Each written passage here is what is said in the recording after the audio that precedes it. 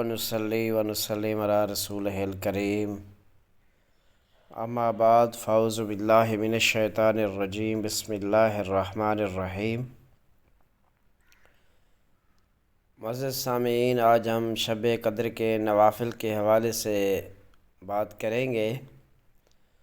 تو شب قدر بہت عظیم اور بابرکت رات ہے، جس کے بارے میں اللہ تعالیٰ نے سورہ قدر میں فرمایا کہ یہ رات 1000 مہینوں سے بہتر ہے۔ اس رات میں عبادت کا اجر بے حد بڑھا دیا جاتا ہے۔ شب قدر کے نوافل، تو شب قدر میں کوئی خاص تعداد نوافل کی مقرر نہیں ہے، لیکن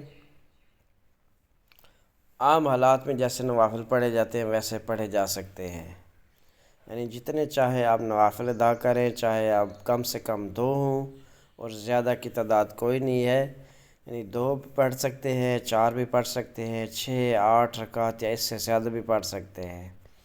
اور ہر صورت میں، ہر رکعت میں سورہ فاتحہ کے بعد کوئی بھی صورت اور پڑھ سکتے ہیں آپ۔ اسی طرح اگر کوئی آپ خصوصی نوافل پڑھنا چاہتے ہیں تو خصوصی نوافل 4 نوافل ہوتے ہیں، ان میں سے آپ ان کو 2 کر کے پڑھ سکتے ہیں۔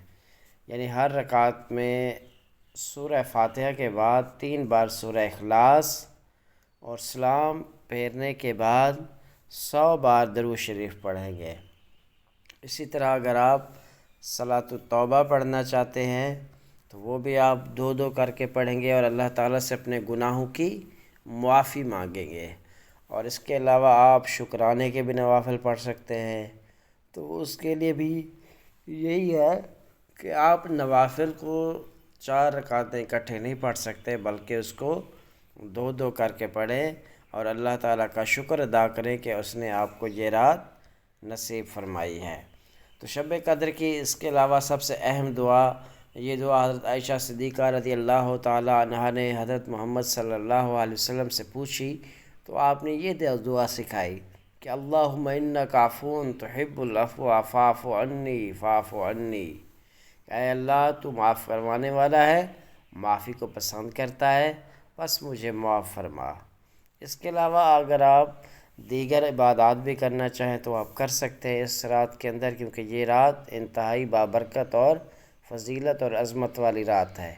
تو اس رات آپ قرآن مجید کی تلاوت کر سکتے ہیں، ذکر و اذکار کر سکتے ہیں، جس میں سبحان اللہ، الحمدللہ، اللہ اکبر، اس کو تسبیح فاطمہ بھی کہتے ہیں، اس کے بھی آپ ورد کر سکتے ہیں۔